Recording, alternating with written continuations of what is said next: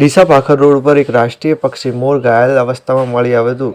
જીવદયા પ્રેમી મોરને સારવાર માટે દીપક હોટલ પાસે આવેલ દાંતીવાડા કૃષિ યુનિવર્સિટી સંચાલિત વીએમ ઝાલા પશુ દવાખાનાને લઈ ગયા હતા. ત્યાં કર્મચારીઓ પહેલા કેસ ઘટાડી બાદમાં જ સારવાર કરીશું તેમ કહ્યું હતું, જેના કારણે જીવદયા પ્રેમીઓમાં રોષ ફેલાયો હતો. બાદમાં મોરની સારવાર કરવામાં આવી હતી. ત્યારબાદ જીવદયા પ્રેમીઓએ મોરને ડીસાના વન વિભાગ ઓફિસમાં લઈ ગયા હતા અને શરૂઆતમાં વન વિભાગના કર્મચારીઓ મોરને તેમની હદમાં ન હોવાના જાણવાની સ્વીકારવાની ના પાડી હતી. જોકે જીવદયા પ્રેમીઓએ નાયબ કલેક્ટર અને ધારાસભ્યને જાણ કર્યા બાદ વન વિભાગ કર્મચારીઓને મોરને રાખવાની ફરજ પડી હતી અને પાંજરામાં મૂકવામાં આવ્યું હતું.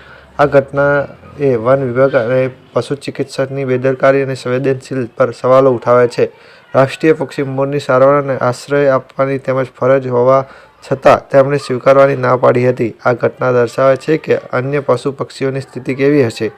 ત્યારે વન વિભાગ દ્વારા મોરને લાવવા માટે વાહન પણ ન હતું, જેના કારણે તેમની કાર્યક્ષમતા પર પ્રશ્નો ઊભા થઈ રહ્યા છે. શું સરકાર દ્વારા તેમને પૂરતી ગ્રાન્ટ આપવામાં આવતી નથી કે પછી તેમની ફરજમાં બેદરકારી દાખવી રહ્યા છે?